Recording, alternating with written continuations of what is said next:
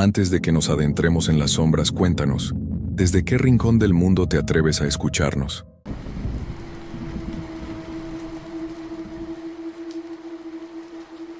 Trabajo como médico desde hace 13 años en un hospital de especialidades en el puerto de Veracruz.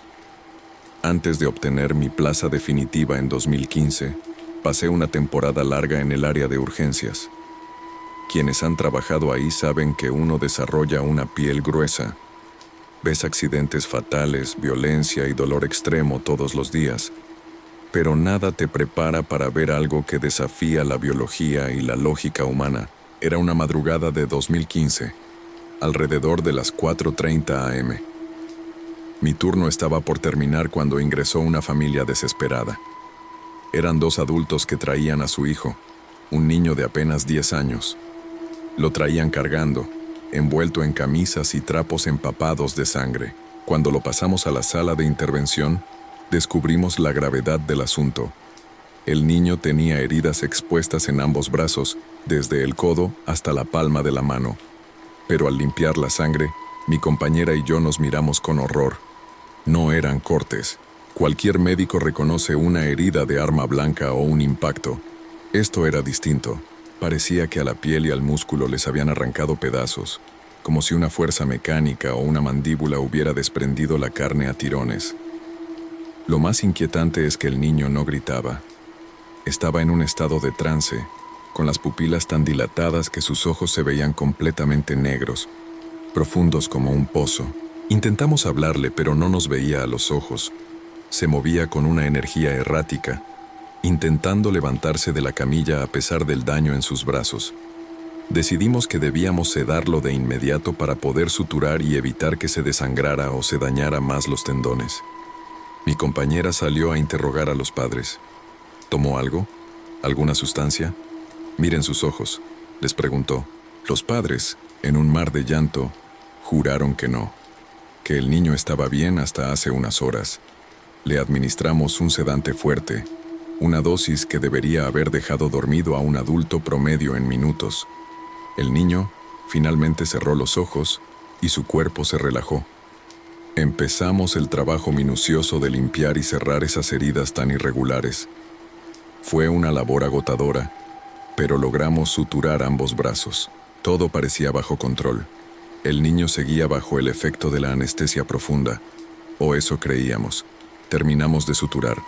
Los brazos del niño estaban cubiertos de puntos de seda, gasas y un vendaje firme. Dado el nivel de sedante que le habíamos inyectado, calculábamos que el pequeño despertaría en un par de horas, ya bajo vigilancia en piso. Hicimos pasar a los padres para que estuvieran con él mientras se estabilizaba. Ver a su hijo, dormido y atendido, pareció darles un poco de paz. Pero esa paz duró apenas unos segundos. De pronto, un ruido metálico nos hizo saltar, un chirrido de la camilla. Volteamos y lo que vimos nos dejó paralizados. El niño, que debería estar en un estado de inconsciencia total por el fármaco, tenía los ojos entreabiertos. Sus pupilas seguían siendo 2 discos negros inmensos.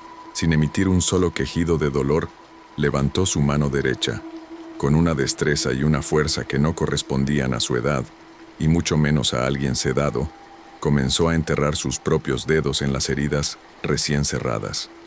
Vimos con horror cómo, con un movimiento seco, empezó a arrancarse los puntos de sutura. La sangre comenzó a brotar de nuevo, manchando las sábanas blancas en cuestión de segundos. Pero lo que realmente nos heló la sangre no fue la automutilación, sino su cara. El niño se estaba riendo. No era una carcajada histérica, era una risa sorda, una expresión de goce absoluto mientras desgarraba su propia carne. «Sujétenlo», grité. Mi compañera y yo nos lanzamos sobre él para inmovilizarlo. Los padres empezaron a gritar y a llorar, colapsando ante la escena de su hijo destrozándose frente a ellos. Tuvimos que pedirles que salieran de la sala inmediatamente. La fuerza del niño era sobrehumana. Nos costó el doble de esfuerzo mantener sus brazos quietos. Sentíamos cómo sus músculos se tensaban como si fueran de metal. Durante todo el forcejeo, él nunca dejó de sonreír.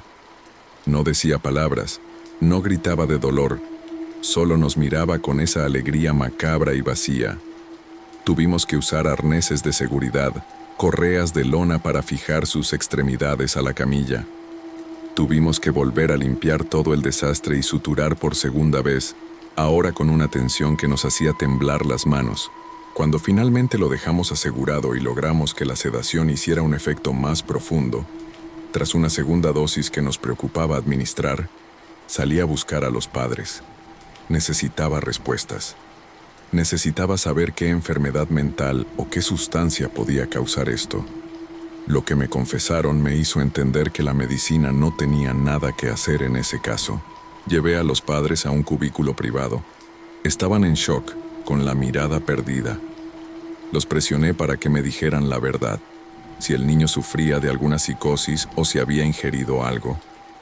Fue entonces cuando el padre, con la voz temblorosa, me contó lo que realmente había pasado esa tarde. Me dijo que habían salido a comprar la despensa y dejaron al niño solo en casa apenas un par de horas. Al regresar, lo encontraron en la sala, sentado en el suelo, rodeado de un silencio sepulcral. Cuando el niño se volteó hacia ellos, ya tenía los brazos destrozados y se estaba riendo exactamente igual a como lo vimos en el hospital. «Doctor», me dijo la madre secándose las lágrimas. Lo único que había con él era un objeto que nunca habíamos visto en la casa. Me explicaron que en el suelo, justo frente al niño, había un libro negro, pequeño y de apariencia muy antigua. Al hojearlo rápidamente antes de salir hacia urgencias, notaron que no tenía letras normales. Estaba lleno de símbolos extraños, dibujos de anatomía distorsionada y oraciones en un idioma que no pudieron identificar. El padre confesó que sintió un rechazo instintivo tan fuerte hacia ese objeto que, antes de subir al auto, lo arrojó al contenedor de basura del vecindario. Pensaron que alejando el libro, el niño volvería a la normalidad, pero la oscuridad ya parecía estar dentro de él. Al escuchar esto, mi compañera y yo comprendimos que no estábamos ante un caso psiquiátrico convencional. Las pupilas dilatadas, la resistencia a la anestesia y el placer ante el dolor autoinfligido sugerían algo que la Facultad de Medicina no nos enseñó a tratar. Una influencia externa, algo que ese libro había abierto en la mente o el alma del pequeño. A pesar de nuestra recomendación de canalizarlo a una institución psiquiátrica de alta seguridad o realizar estudios neurológicos profundos, la familia tomó una decisión drástica. En cuanto el niño estuvo físicamente estable para ser movido, exigieron el alta voluntaria. No querían que estuviera más tiempo en el hospital. El padre mencionó algo de buscar a alguien que supiera de esas cosas, sugiriendo que buscarían ayuda espiritual o ritual en lugar de médica. Vimos cómo se lo llevaban, con los brazos rígidamente vendados y atados, todavía con esa mirada vacía y oscura. Mi compañera y yo nos quedamos en silencio en el pasillo. Habíamos cerrado sus heridas físicas, pero ambos sabíamos que lo que sea que ese niño había invocado con el libro negro, seguía ahí, esperando el momento en que las vendas volvieran a caer.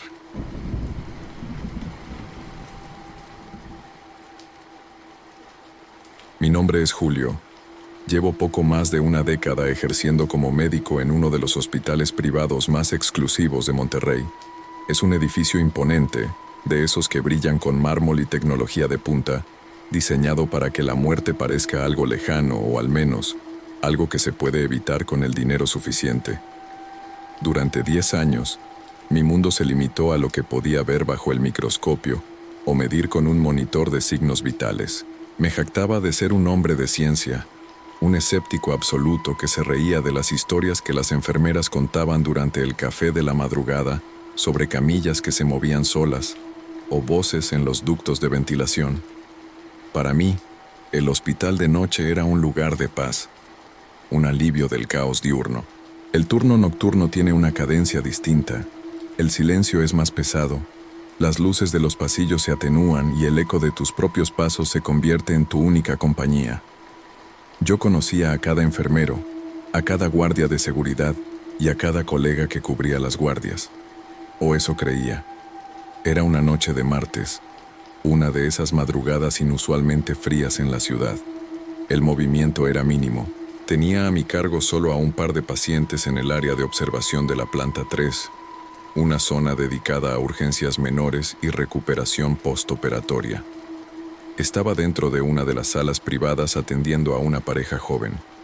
La mujer presentaba un cuadro de fiebre persistente que no cedía con antipiréticos básicos, por lo que decidí dejarla bajo vigilancia un par de horas.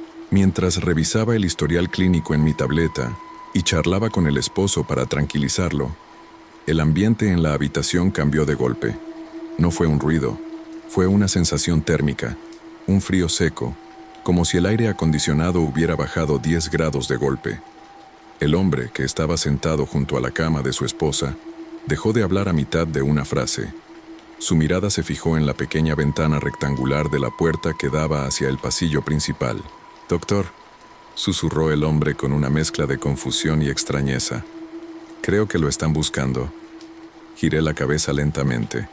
A través del cristal reforzado de la puerta, vi una figura.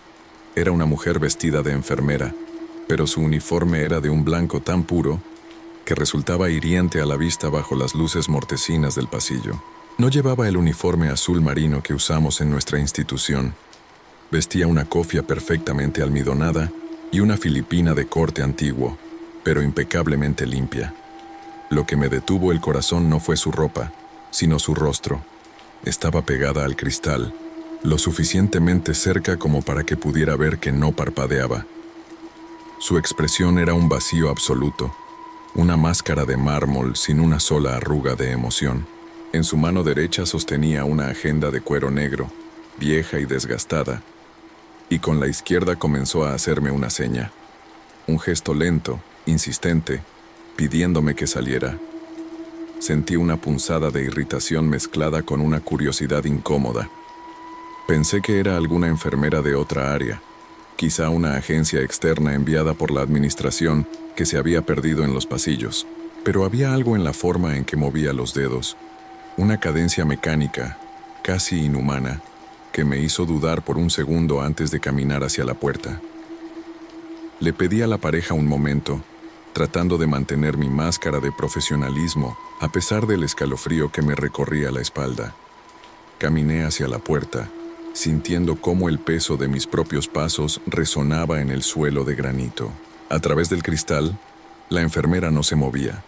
Sus ojos, fijos y carentes de cualquier brillo vital, parecían atravesar la puerta, atravesarme a mí, como si viera algo mucho más allá de la habitación. En el momento en que mi mano rodeó la manija de acero inoxidable, la mujer comenzó a retroceder. No se dio la vuelta. Simplemente se deslizó hacia atrás con una suavidad antinatural, alejándose de la ventana mientras seguía mostrándome aquella agenda negra. Al abrir la puerta, el aire del pasillo me golpeó con una fuerza gélida, cargado de un olor metálico, como si el sistema de ventilación estuviera moviendo el aroma de instrumental quirúrgico oxidado. ¿Se le ofrece algo?, pregunté en voz alta, pero mi voz sonó pequeña, devorada por el silencio del hospital. La enfermera ya no estaba frente a la puerta. La vi a unos 10 metros a mi derecha, caminando hacia el final del pasillo. Su paso era extraño. No se escuchaba el roce de sus zapatos contra el suelo, ni el crujido de la tela de su uniforme almidonado.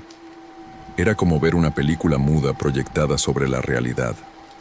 Ella giró la cabeza levemente, lo suficiente para que yo viera de perfil su nariz afilada y su piel, que bajo la luz fluorescente se veía de un tono grisáceo, casi traslúcido.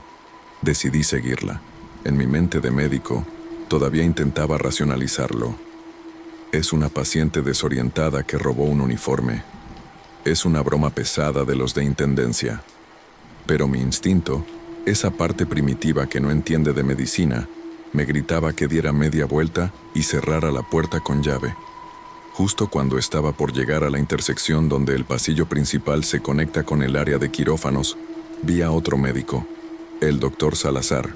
Estaba parado a mitad del corredor, rígido como una estatua, con los ojos desorbitados y la boca ligeramente abierta. Salazar era un hombre rudo, un cirujano con décadas de experiencia que nunca se inmutaba ante nada. Pero en ese momento, Su rostro era la viva imagen del terror puro. Me acerqué a él rápidamente, olvidándome por un segundo de la mujer. «Salazar, ¿estás bien? ¿Viste a la enfermera que pasó por aquí?», le pregunté, poniéndole una mano en el hombro. Él no me miró de inmediato. Sus ojos seguían fijos en el punto exacto donde el pasillo terminaba en una pared sin salidas laterales. Tardó unos segundos en reaccionar, y cuando lo hizo, sentí que su mano, al sujetarme el brazo, estaba empapada de sudor frío.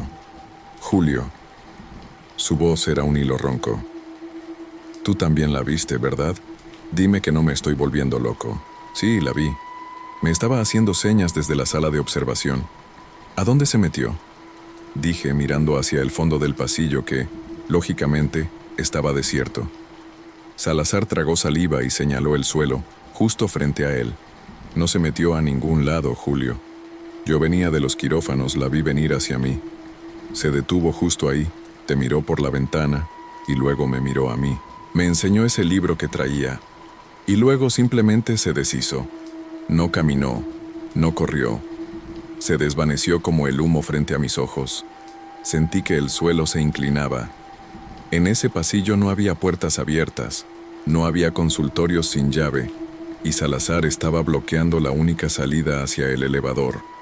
Si la mujer hubiera pasado, lo habría atropellado. Sin embargo, el pasillo estaba vacío, bañado únicamente por la luz blanca y el zumbido eléctrico de las lámparas. El silencio que siguió a las palabras de Salazar fue más aterrador que cualquier grito. Nos quedamos ahí, dos hombres de ciencia, buscando con la mirada una explicación lógica en las grietas del techo o en las sombras de las esquinas. No había nada. El pasillo de aquel hospital de Monterrey, que siempre me había parecido un triunfo de la modernidad, ahora se sentía como una tumba de mármol y cristal. «Vamos a la central de seguridad», dije, tratando de recuperar el mando de mis propios nervios. Las cámaras debieron captar algo. Si es una persona real, sabremos por dónde entró. Salazar asintió mecánicamente. Caminamos a paso veloz hacia la oficina de monitoreo en la planta baja. Mis manos sudaban. En mi mente, repetía la imagen de la enfermera, su uniforme blanco, su agenda negra y, sobre todo, esa mirada que no parecía buscar a un médico, sino un relevo. Al llegar a la oficina de seguridad, el guardia, un hombre joven llamado Beto, nos miró extrañado. Le pedimos que regresara la cinta del tercer piso de los últimos 10 minutos. «Doctor, no ha pasado nadie por ese pasillo desde que usted entró a la sala 302 con la pareja», dijo Beto mientras movía el cursor en la pantalla. «Revisa bien, Beto. Estaba ahí mismo, frente a la cámara 4», insistió Salazar, inclinándose sobre el monitor. Lo que vimos en la pantalla nos heló la sangre. El video mostraba el pasillo vacío. De pronto, la puerta de mi sala se abría y yo salía al corredor, hablando solo hacia la nada. En la imagen, se me veía gesticulando y preguntando, «¿Se le ofrece algo?», al aire. Luego la cámara captaba a Salazar apareciendo desde el otro extremo y deteniéndose en seco, mirando fijamente un espacio vacío frente a él. Para la cámara, no había enfermera. Para la cámara, el doctor Salazar y yo estábamos sufriendo un episodio psicótico compartido. «No puede ser», susurró Salazar. Yo sentí el frío. Yo vi cómo me mostraba la agenda. Beto, el guardia, palideció.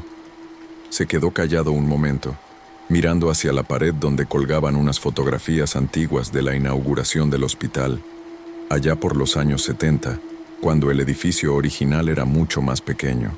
«Doctores», dijo Beto con voz trémula. «No es la primera vez que alguien reporta a la señorita del turno». Beto se levantó y señaló una fotografía enmarcada en blanco y negro. Era el equipo de enfermería de 1974. En el centro, sentada con una postura rígida y una agenda de cuero negro sobre las piernas, estaba ella. El mismo uniforme almidonado, la misma nariz afilada y esa mirada gélida que parecía desafiar al tiempo. «Se llamaba Elena», continuó el guardia. Cuentan los más viejos que era la jefa de enfermeras. Era obsesiva con el orden y con entregar el turno de manera perfecta. Una noche de tormenta, hubo un accidente masivo en la carretera a Saltillo y el hospital se saturó. Elena trabajó 48 horas seguidas sin descanso. Dicen que cuando finalmente llegó su relevo, ella se desplomó en este mismo pasillo, víctima de un infarto masivo. Murió con la agenda en la mano, antes de poder firmar la salida de su turno. Miré la foto y sentí un vacío en el estómago. La mujer de la imagen era, sin duda alguna, la que me había hecho señas desde la ventana. No estaba ahí para asustarnos. Estaba ahí porque, en su mente atrapada en el tiempo, su turno nunca había terminado. Ella seguía buscando a alguien que recibiera su reporte, alguien que le permitiera, por fin, irse a casa. «Ella no se ha ido», dijo Salazar, cuya voz vibraba de puro miedo. «Y si nos buscó a nosotros es porque cree que nosotros somos su relevo». En ese momento, el radio de Beto comenzó a emitir una estática violenta, una voz distorsionada que sonaba como si viniera de debajo del agua. Comenzó a recitar nombres de pacientes y números de camas. Eran camas que ya no existían en la configuración actual del hospital. El sonido que emanaba del radio de Beto no era estática común, era un murmullo de 1000 voces atrapadas en un bucle de dolor. Salazar y yo nos miramos, y en ese intercambio de miradas supimos que, aunque quisiéramos correr hacia la salida, el hospital no nos dejaría ir. Habíamos cruzado el umbral del escepticismo y ahora el pasado nos reclamaba como parte de su inventario. «Tenemos que subir», dije, aunque mis piernas se sentían como plomo. «Si ella busca entregar el turno, alguien tiene que recibirlo. Si no, no nos va a dejar en paz». Salazar asintió, aunque su rostro estaba cenizo. Subimos por las escaleras de emergencia, evitando el elevador por puro instinto de supervivencia. Al llegar al tercer piso, el ambiente había cambiado por completo. Ya no era el Hospital Moderno de Monterrey. Las luces LED parpadeaban y se tornaban de un amarillo enfermizo, y el olor a metal oxidado era ahora tan denso que casi se podía masticar. Al final del pasillo, frente a la central de enfermería, estaba ella. Elena no estaba sola. Detrás de ella, las puertas de las salas de recuperación se habían abierto ligeramente. Podíamos ver sombras, siluetas de pacientes de otras décadas, figuras conectadas a aparatos antiguos que emitían pitidos rítmicos y agónicos. Ella nos esperaba con la agenda abierta.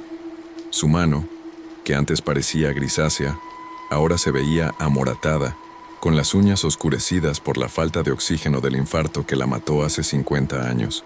Caminamos hacia ella. Cada paso se sentía como si estuviéramos atravesando melaza. Cuando estuvimos a escasos 2 metros, Elena levantó la vista. Sus ojos ya no eran solo vacíos, eran 2 abismos de angustia pura. Extendió la agenda hacia mí. «Firme». No fue una voz lo que escuché. Fue una vibración dentro de mi propio cráneo. «Firme. La salida. Doctor». Mis manos temblaban tanto que apenas pude sostener el bolígrafo que saqué de mi bata. Al bajar la vista hacia la agenda, el horror se completó. Las páginas no tenían nombres de pacientes vivos. Eran listas de personas que habían fallecido en este hospital desde 1974. Nombres, fechas de muerte y la causa del deceso, todo escrito con una caligrafía perfecta y obsesiva. Busqué el último espacio en blanco. Mi mano se movía por sí sola, como si ella guiara mi voluntad. Firmé. Al momento de trazar la última línea, un grito ensordecedor recorrió los ductos de ventilación, un lamento que combinaba alivio con un dolor infinito. Una ráfaga de viento gélido nos golpeó, apagando las luces del pasillo por completo. Nos quedamos en la oscuridad total durante lo que parecieron horas, aunque solo fueron segundos. Cuando las luces de emergencia se encendieron, Elena había desaparecido. El olor a óxido se había ido y el aire volvía a ser el de un hospital moderno. Salazar y yo bajamos a la central de seguridad. Beto nos esperaba pálido. «¿Qué pasó?», preguntó apenas nos vio. «Se acabó el turno, Beto», respondió Salazar desplomándose en una silla. Esa noche pedí mi renuncia. No pude volver a caminar por esos pasillos sin sentir que alguien caminaba detrás de mí, esperando entregarme un reporte. Salazar aguantó un mes más antes de mudarse a otra ciudad. A veces, cuando paso frente al hospital de noche y veo las luces encendidas en el tercer piso, me pregunto si Elena realmente se fue, o si solo está esperando a que el hospital vuelva a saturarse, para encontrar a un nuevo médico que, como yo, cometa el error de mirarla a los ojos. Porque en la medicina, aprendemos que la muerte es el final del paciente, pero en ese hospital de Monterrey, aprendí que, para algunos, la muerte es solo el comienzo de una guardia que nunca termina.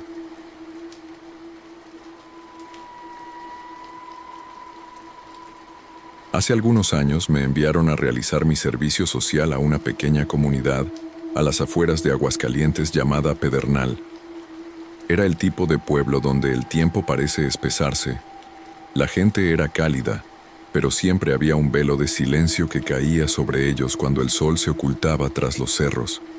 Mi consultorio era una construcción básica, apenas una carpa reforzada y un pequeño módulo de concreto que servía como centro de atención para emergencias nocturnas. Una noche, mientras mi compañero médico había salido a una visita domiciliaria, me quedé solo con 2 enfermeras. El ambiente afuera era inusualmente pesado, cargado con ese olor a tierra mojada que precede a las tormentas secas de la región. De pronto, escuché gritos y una discusión afuera. Al salir, vi a mis enfermeras bloqueando el paso a un muchacho de unos 20 años. Él apestaba a alcohol, pero sus ojos no eran los de un borracho. Eran los ojos de alguien que acababa de asomarse al abismo. Estaba pálido, temblando, y se aferraba a su camisa como si intentara evitar que su alma se le escapara. «Por favor, doctor, dígales que me dejen pasar», suplicó al verme. No estoy loco, se lo juro. A pesar de las advertencias de mis compañeras sobre su estado, decidí pasarlo al consultorio. En cuanto entramos y cerré la puerta, el olor a alcohol disminuyó, dejando paso a algo más agrio, el aroma del miedo rancio y algo que solo puedo describir como olor a animal salvaje. El muchacho me contó que la noche anterior regresaba de un rancho cercano en su bicicleta por un atajo de terracería. De repente sintió que algo pesado lo seguía. No eran pisadas de un animal de 4 patas, era un ritmo binario, un tac-tac-tac pesado y constante, como si alguien corriera detrás de él con botas de cuero, pero con una fuerza que hacía vibrar el suelo. «Volteé», dijo bajando la voz hasta convertirla en un susurro, y vi a un perro. Pero no era un perro normal, doctor. Era mediano, de pelo hirsuto y oscuro, pero estaba de pie. Sus patas traseras eran largas y musculosas, y sus patas delanteras se movían en el aire como si buscara algo que agarrar. Me contó que la criatura saltó sobre él, derribándolo de la bicicleta. Sintió unas garras perforando su espalda mientras escuchaba un gruñido profundo, casi humano, cerca de su oído. El muchacho forcejeó sintiendo el aliento fétido de la bestia y en un arranque de adrenalina logró soltarse y correr hacia el pueblo, dejando su bicicleta atrás. Llegué a mi casa y me lavé las heridas. Me quedé dormido por el dolor y la sangre que perdí. Continuó con las manos entrelazadas. Pero hoy cuando desperté, doctor, mire esto. Se levantó la camisa. Yo esperaba ver vendajes improvisados, costras frescas o sangre seca. Lo que vi me hizo retroceder hasta chocar con el estante de las medicinas. Cuando el muchacho se terminó de levantar la camisa, el aire en el pequeño consultorio pareció desaparecer. Me acerqué con la lámpara de exploración, esperando encontrar las laceraciones profundas que describía, pero lo que mis ojos registraron no tenía ningún sentido científico. Sobre su abdomen y parte del pecho se extendían 3 surcos gruesos. Eran marcas de garras, sí, pero no estaban abiertas. La piel en esas zonas no era rosada ni estaba inflamada como ocurre con una herida reciente. Era una costra endurecida, de un color grisáceo y una textura similar al cuero viejo o a la piel de un reptil. «Me pasó anoche, doctor», repetía él casi llorando. «Se lo juro por lo más sagrado. Me desgarró la carne, Yo sentí el calor de mi propia sangre. Pasé mis dedos, enguantados en látex, sobre las marcas.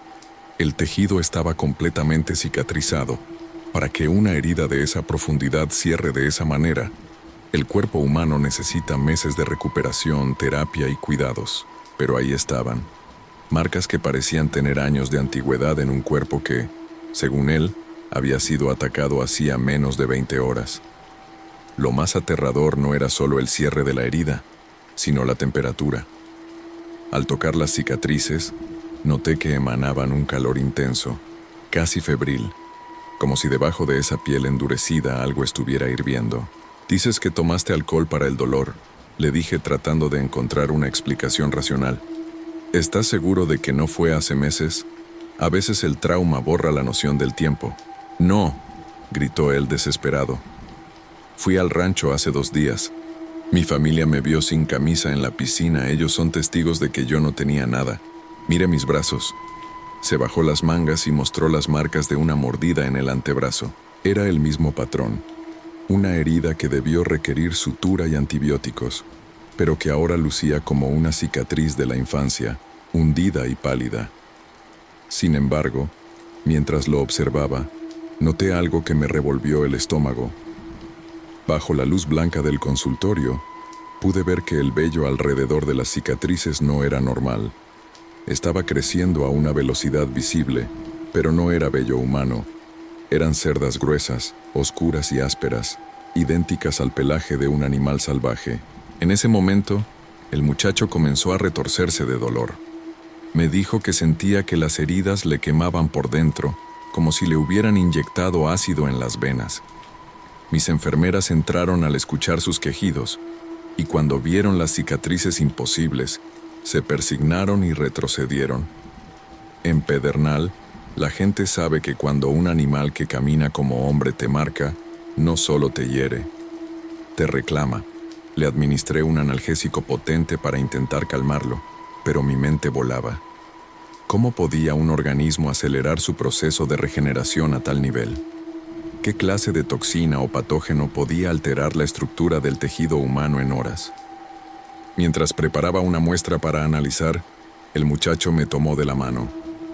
Su fuerza era ahora mucho mayor que cuando llegó. Sus ojos, que antes eran café claro, parecían estar tornándose más oscuros, casi negros.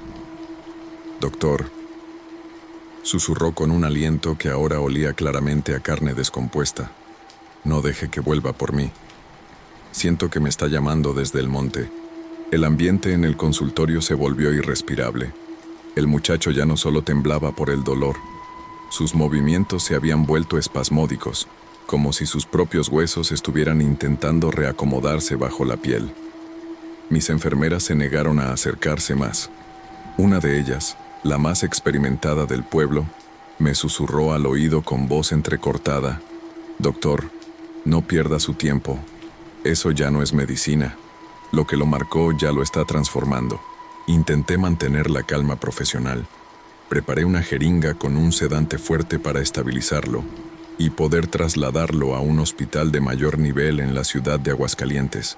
Pero cuando me acerqué para inyectarlo, el muchacho lanzó un gemido que no sonó a voz humana. Fue un crujido seco, un sonido gutural que vibró en las paredes de la carpa. Se puso de pie con una agilidad que no debería tener alguien con tales heridas. Me miró fijamente y por un segundo vi que sus pupilas se habían dilatado hasta cubrir casi todo el iris, dándole una mirada animal, depredadora.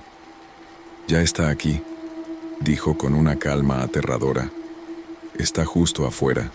En ese momento, el silencio del pueblo de Pedernal fue roto por un aullido.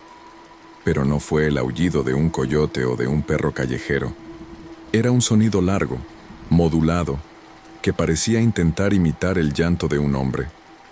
Inmediatamente después, escuchamos el tac-tac-tac de algo pesado corriendo sobre 2 patas alrededor de nuestro pequeño centro de salud. Algo estaba golpeando las paredes de lona con una fuerza brutal.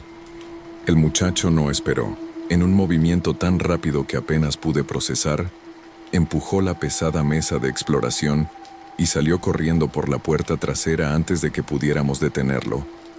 Salí detrás de él, gritando su nombre, pero la oscuridad del monte era absoluta. Solo alcancé a ver dos siluetas perdiéndose entre los matorrales, una figura humana que corría encorvada, y detrás de ella, una sombra más grande, un ser de pelaje hirsuto que se desplazaba con una elegancia macabra sobre sus patas traseras. Esa noche no dormimos. El pueblo permaneció bajo un asedio silencioso. Se escuchaban rasguños en los techos y gruñidos cerca de las ventanas. Al amanecer, salí con un par de hombres de la comunidad a buscar al joven. Encontramos su bicicleta en el camino de terracería, tal como él había dicho, pero estaba doblada como si fuera de papel, con marcas de dientes profundas en el metal del cuadro. Del muchacho no había rastro, salvo por una cosa. A unos metros del camino, encontramos los restos de su camisa. Estaba hecha jirones, pero lo que nos heló la sangre fue que no tenía rastros de sangre. Lo que tenía eran mechones de ese mismo pelo oscuro y rígido que yo había visto brotar de sus cicatrices. Terminé mi servicio social en Pedernal pocos meses después. Nunca volví a saber de él, y su familia prefirió guardar un silencio absoluto, como si el muchacho nunca hubiera existido. Sin embargo, en mis últimas guardias, los vecinos me contaron que ahora no era uno, sino dos los perros grandes que se veían correr erguidos por las noches en los límites del monte. Hoy, cuando recibo a un paciente con heridas extrañas, no puedo evitar sentir un escalofrío al revisar sus cicatrices. En la facultad me enseñaron que la piel tarda semanas en sanar, pero en Pedernal aprendí que hay garras que no solo cortan el cuerpo, sino que aceleran la oscuridad que todos llevamos dentro.